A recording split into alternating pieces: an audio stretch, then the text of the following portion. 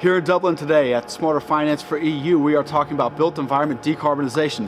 So a big theme that I've been addressing in built environment decarbonization has been mobilizing capital towards decarbonization targets. That involves private sector capital and that involves public sector capital. So as part of my work here, I've done a study country by country looking at where the built environment is in terms of energy performance, in terms of carbon performance, and where it should be in 2030 and 2050, and how to leverage capital markets to close that financing gap. So, for example, in one country like Romania, there is about a $12 billion financing gap to get from where they are today in terms of building performance and climate performance to where they should be in 2030. And some of the recommendations that I made to the European Bank for Reconstruction and Development were to close that financing gap were structures like debt for climate swaps, for example, where the EBRD would basically partner with the Romanian sovereign and the banking sector and bring in outside capital guaranteed by the Romanian sovereign and lend that to banks at below market rates on the condition that the banks lend that to developers that are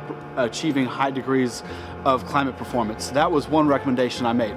Another recommendation was that the EBRD leverage their green economy transition facility to guarantee covered bonds and green RMBS at high standards of climate performance. So basically what that would look like would be a covered bond with an embedded guarantee from the EBRD, and in essence what that would do is it would allow lenders to provide more capital to developers that are doing new construction for high degrees of climate performance, developers that are doing big renovation projects, and embedded in that is our transaction features that allow somebody that's doing green construction to get more leverage to accommodate added green features, and the terms of the deal actually improve as climate performance improves over the operational life cycle of the project. So what that means is there's an embedded call option on climate performance. So the better a property performs in terms of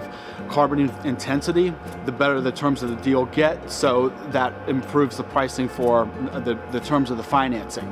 So the pricing on the is better in the secondary markets, and it allows for accelerated decarbonization targets. So those are a few recommendations that we've made to some of the multilaterals to mobilize capital towards the built environment decarbonization. Some of the transition finance is a big priority, and we see multilaterals and sovereigns and the private sector banking all having a role in mobilizing capital towards that end. So in terms of what's happening, just a snapshot in terms of climate finance today. So I think if you look at reports out of governments, out of the World Bank, it's going to take about probably $275 to $300 trillion to get to net zero by 2050, and a lot of that has to be front loaded. So that means we should be seeing $15 to $17 trillion deployed every single year for the next couple years, and then we see it taper off. But what we see in the green bond markets is, we've been seeing about, give or take about $1 trillion per annum issued by green bonds. The leading issuers of green bonds have been sovereigns and followed by banks. Banks are the second biggest issuers of green bonds. And so some of the things that, some of the recommendations that I have been working on to sort of catalyze the climate finance landscape have been, for example, leveraging the EU Green Bond Standard and leveraging the EU securitization framework. The EU Green Bond Standard actually created the first legal framework for green securitizations, and given the climate targets in the EU, there's actually going to be about $150 to $175 billion in incremental demand each year up until 2030 that can be done in green covered bond securitizations and green RMBS securitizations. So in order for us to get to achieve the climate targets, the capital needs to be front loaded, and the banks have a big role in this. Banks have been the second biggest issuers of green bonds. A lot of those are use of proceeds green bonds, and the EU Green Bond Standard is going into effect in December of this year.